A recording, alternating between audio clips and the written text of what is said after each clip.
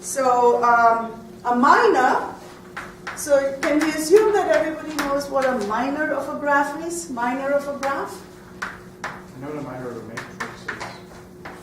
Actually, that's where the name comes, because the minor in terms of the determinant. So a minor of a graph, you delete edges or you contract edges. So to contract edges, you take the two vertices of the edge, squish it down so that the edge just disappears. And I'll put up an example because I want to emphasize the computational aspect over here. Let me see, where should I do it? Okay, let's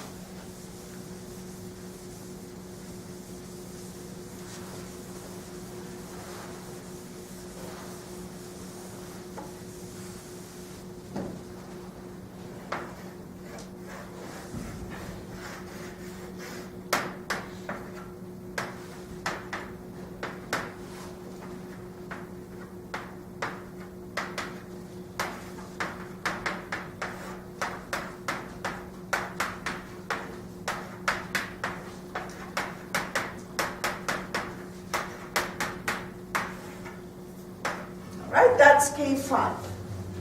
So if I want to delete an edge, I'll throw it out, right? In the matrix version of it, I'll just throw out the column. So for an arbitrary 0-1 matrix, deletion means just throw out a column. If you, and you may need to do row reduction again to get identity over there, right? And contraction over here, so this would be K5 delete 1. K5 contract 1 actually ends up being like this. Lots of parallel edges. There we go. Yeah.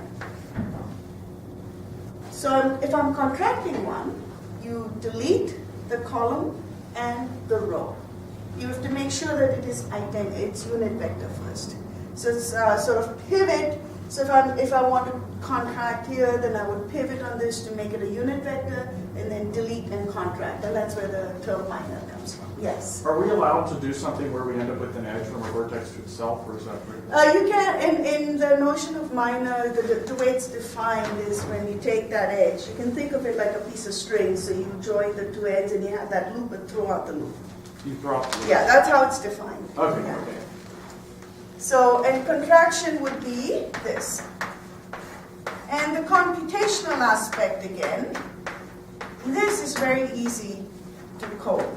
I mean, maybe not so easy to code, but it's doable. And that's how, at least I do it. I want to find the deletion contraction of a matroid. There's no picture, but this is just easy. I just ask my program to do it. My program is called OID, because there's a spoof paper called Oids and Their Ilk making fun of matroids. So I thought OID would be a good name. So you have your program, my program is OID. I should probably put OID as co-author. How do you spell it? O-I-D, OID. And the spoof paper makes fun of, all these abstractions, matroid, greedoid, this, that. Oh, so they have yeah. So, all right. A property is closed under minors if, when it holds for a matroid, it also holds for all minors of the matroid. Sort of a hereditary property. In graphs, sometimes that's what it's called, a hereditary property. So, planarity is hereditary. If a graph is planar, all its minors will be planar. The binary matrix is also hereditary. Ternary, etc. If you're talking about 0-1 matrices and you do, delete and contract stuff, you're going to end up with a 0-1 matrix. And matrices that are totally unimodular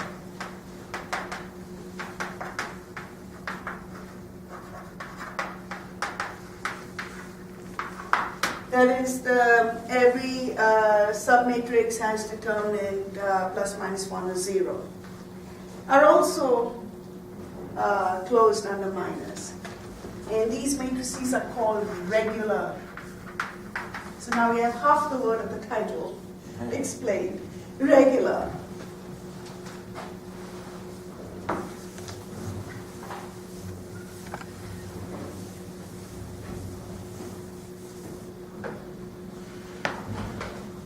A matroid, so let mu be a minor closed class.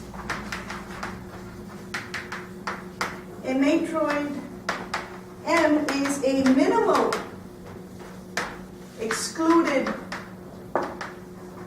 minor for the class if M does not belong to mu, but every minor does. So it's just as your class mu, so M just sort of sits just outside. And probably the most famous excluded minor result is Kuratowski-Wagner.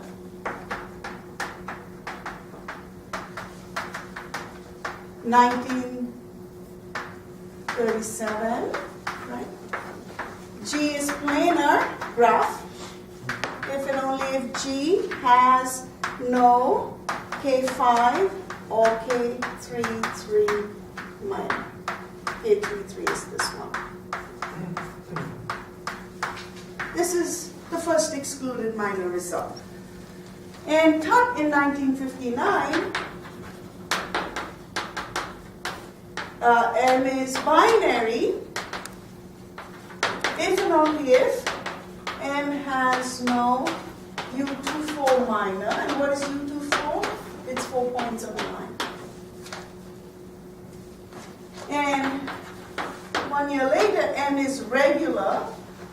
That means it can be represented by a totally unimodular matrix over R. If and only if M has no F7 or F7 dual minor. Now, we didn't touch on duality. Suffice to say that every matrix has a dual, sort of just, matrices.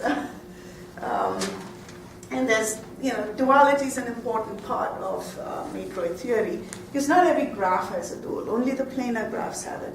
But when you look at a graph from a matroid perspective, every matroid has a dual. You have IRD is a matroid with n elements, and I minus d transpose I n minus r is its dual. So the last section, decomposition results.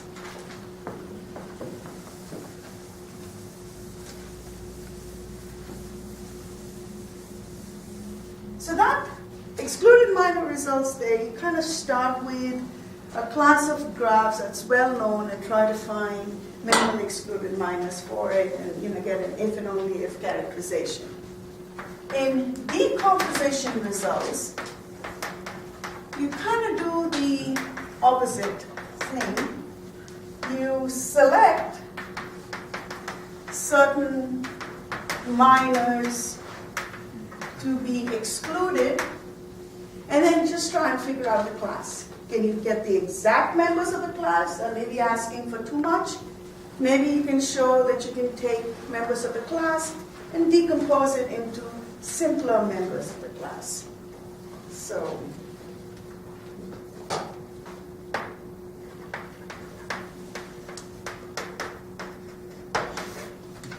in 1980, Paul Seymour gave a decomposition result for regular matroids, which are the ones that have no F7 or F7 star minor.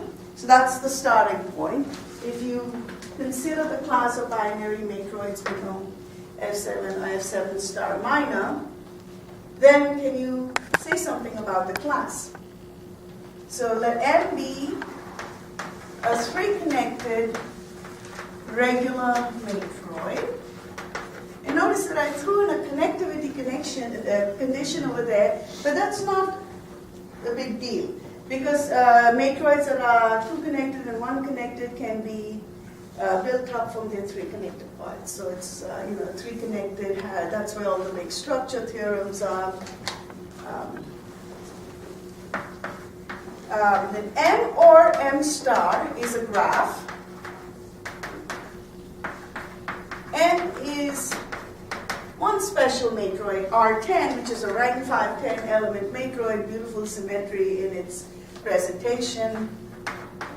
M has R12 minor, another very nice matroid. Remember, this is a geometry we're talking about. In geometry, you have certain objects that are just more important than other objects. And R12 is a 3D composer. I kind of jumped past what a 3D composer is, which is there in the handout, so we'll get to that in a moment. That's all the details. So any matroid that has R12 as a minor can be decomposed in a very definite manner. And that brings me to the main result of my paper, which just appeared in Electronic Journal of Combinatorics.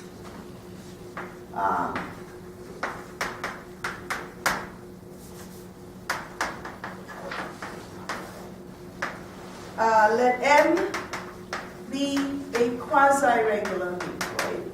What's a quasi-regular matroid? It's just a bit larger class than regular matroids. Quasi-regular seem like a good name. Regular is, you're excluding F7, F7 star. Quasi-regular, you're excluding a rank 5, 10 element matroid, so it's, a larger class. And it behaves just like regular matroids. It's just more of them. So you just had M is isomorphic to R10, self-dual. Here you have an infinite family that's called the binary spikes. You have the projective plane PG32.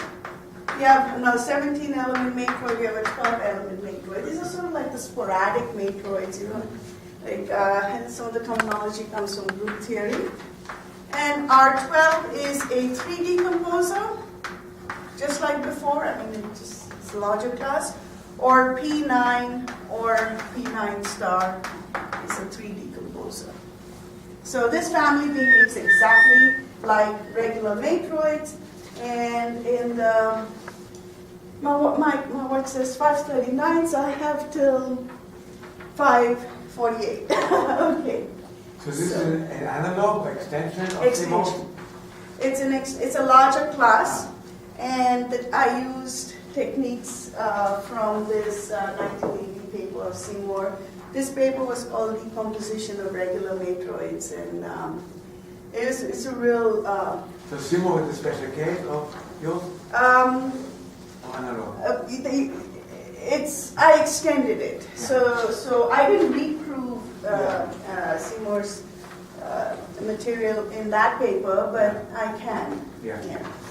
So it's just a larger class. So you have after this result. So if you want to analyze binary matroids, you start with F7, F7 star. F7 is the projective plane.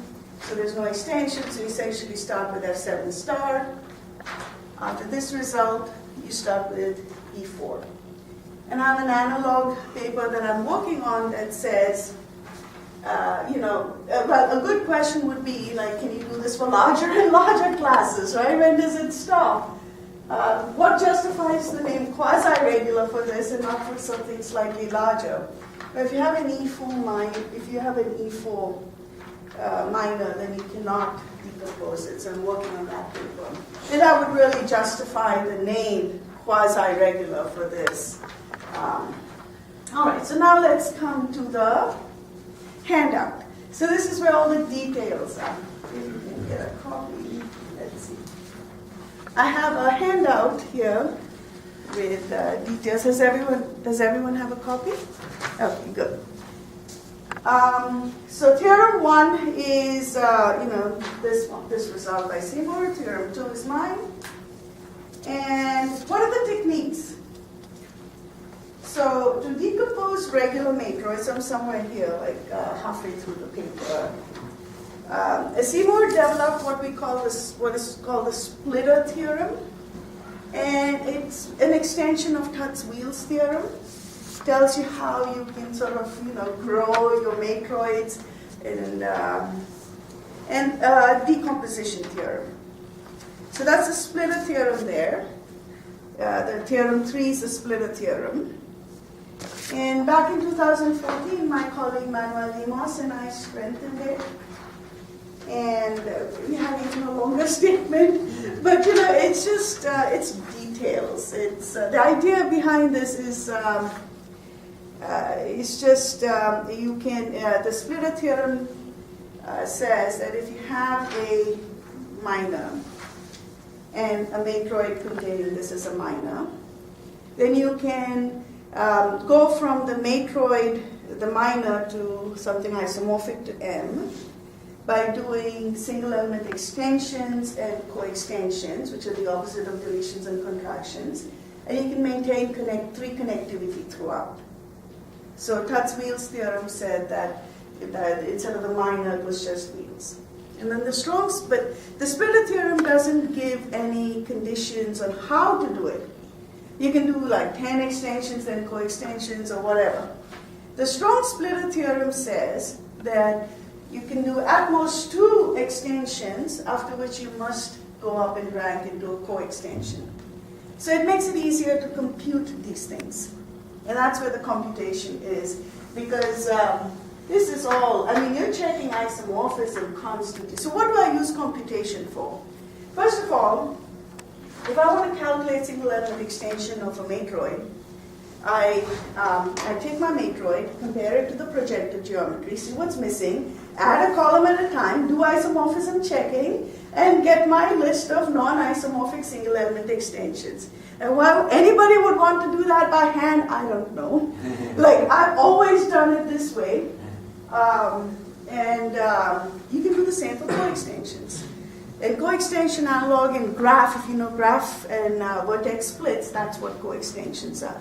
So you can do the same thing there.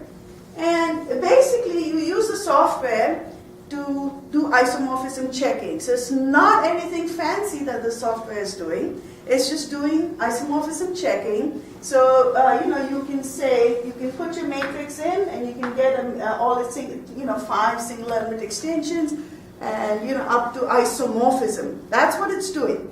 And the thing about isomorphism checking is, once you have the isomorphism, you can check it by hand. So I wouldn't really consider this a computer result. You can check the 500 isomorphisms by hand if you want to. But that's all it is. And I think a lot of people don't understand that and think that the moment you use computers that you're doing something else. But, they will. All the graduate students understand it now. So, so then the decomposition result. So that was a strong Splitter theorem. We gave it an algorithmic advantage.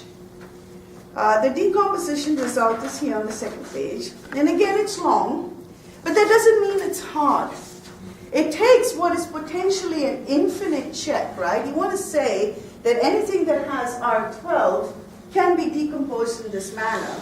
And anything is, infinite number of things, and it makes it a finite check.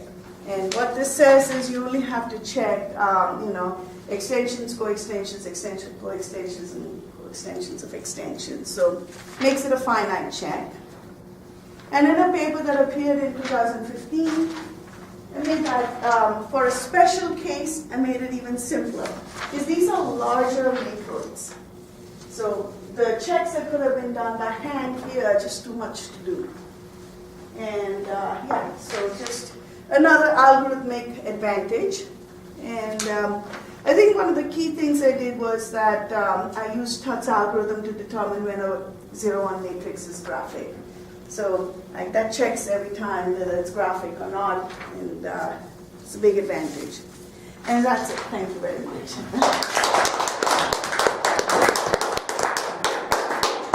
So is your program freely available? Yes, I can send it to whoever wants it. And what is the language behind it? Well, it was written 10 years ago, and that's when Java was. and it's still so useful. The program is joint work with my husband Robert Kingan, who's also a mathematician, I should say that. And the strong splitter was joint work with Manoel Lemos. So there's not much reason to transfer it into anything else because it just works well and it's fast enough to do simple case checking till I discover the pattern in the induction argument to do a theoretical proof. So it is in more recent work we have a way of generating graphs, and that's where that's where speed would be useful. Thanks again. Okay, Sandra, we'd like to answer more questions in private. If you'd like to join us for dinner, everybody welcome. Thank you. We might.